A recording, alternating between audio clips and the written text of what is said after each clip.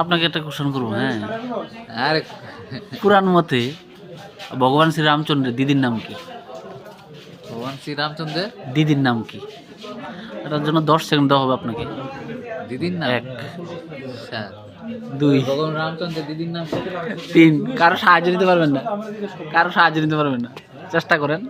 3, 4, 5, 6, 7। আচ্ছা, এটা পারবেন না, না না, এটা পারলেন না, ঠিক আছে। দ্বিতীয় প্রশ্ন, হ্যাঁ।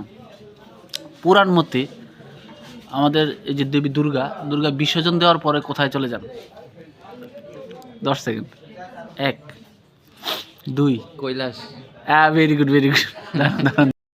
আপনাকে একটা কোশ্চেন, আপনি পারবেন কিনা দেখি।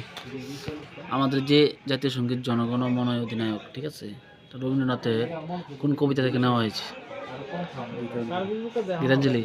হয়নি, আরেকবার ট্রাই করতে পারেন।